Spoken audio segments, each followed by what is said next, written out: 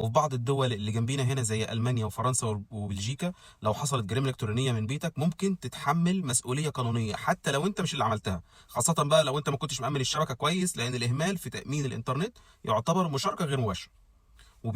وبيحصل وفي حالات كتير انا اعرفها اتعرضوا لتحقيقات وتفتيشات في بيوتهم واتهموا في قضايا الكترونيه بس لان حد استخدم الانترنت بتاعهم من غير هم يعرفوا. طب ايه بقى اللي بيحصل لما حد بيخترق الشبكه بتاعتك؟ في حاجه اسمها هجمات الDDoS. دي بتحصل هجمات على مواقع حكوميه او بنكيه، او حتى اللي بيخترق الشبكه بتاعتك ده ساعات بيرفع محتوى غير قانوني على الانترنت، تبدا انت اللي تتحاسب عليه، او ان هو يدخل يخترق الشبكه بتاعتك وكمان يرسل تهديدات لحد ما من الIP او من الانترنت الشبكه اللي انت عندك.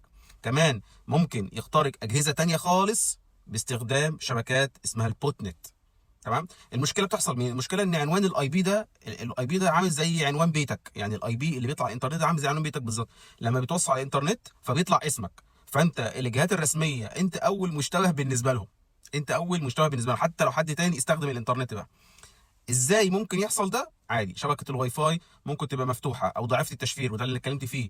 او حد يدخل عليها من الشارع او من الشقه اللي جنبك، حد كان ضيف عندك وشبك على الواي فاي ومارس بقى انشطه غير قانونيه بقى في اللي انا حكيته كله. طب ممكن برضو حد يخترق الراوتر بتاعك او من بيتك ويحوله لاداه لتنفيذ هجمات الكترونيه، ودي اكتر مصيبه ممكن تحصل.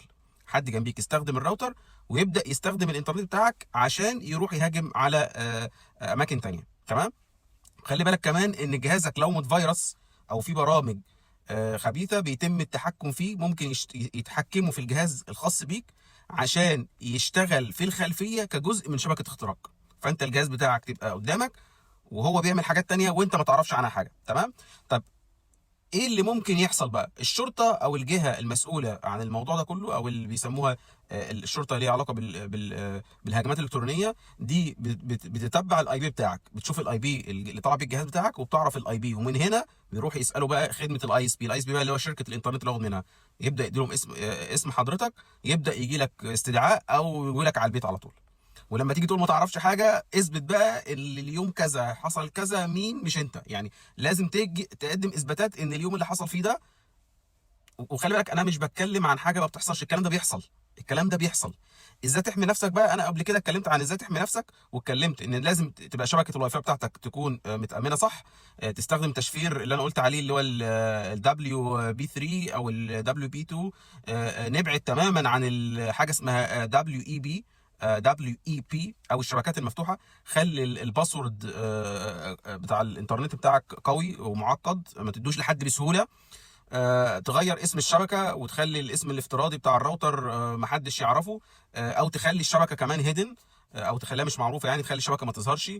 في كمان خاصيه اسمها WPS انا اتكلمت عليها، تقدر دي طريقه اختراق سريعه جدا لاي راوتر، تقدر تقفلها من الاعدادات عندك. من وقت تاني لازم تدخل على الراوتر وتشوف مين اللي دخل على الراوتر، لو في جهاز غريب لازم تمسحه ده على طول. في بعض الراوترات لازم تعمل لها حاجه اسمها فريم وير او تحديث، تتاكد تدخل على الراوتر نفسه وتاكد ان هو معمول له اخر ابديت، او تروح للشركه نفسها عشان تقدر تعمل لك ابديت. اسلم حل بقى ان انت تعمل حاجه اسمها جيست انترنت او شبكه الضيف اللي بيجي لك، تقدر تعمل شبكه بس للناس اللي بتجي لك يخشوا على الانترنت عشان يبقى متسجل في شبكه الضيف، وتكون مفصوله تماما عن استخدام اي حد. شبكه الضيف دي بيجي لك حد بيستخدمها وخلاص، والانترنت بتاعك بتاع البيت ما ينفعش تدي لحد. اللي انا بحكيه ده مش قصص رعب، او من انا مش بقول لك لا، دي حاجات موجوده حقيقيه وحصلت مع ناس كتير، وفي ناس اتبهدلت سمعتها واتحرجوا قدام اهاليهم وجيرانهم وهم ما كانش يعرفوا حاجه عن الموضوع.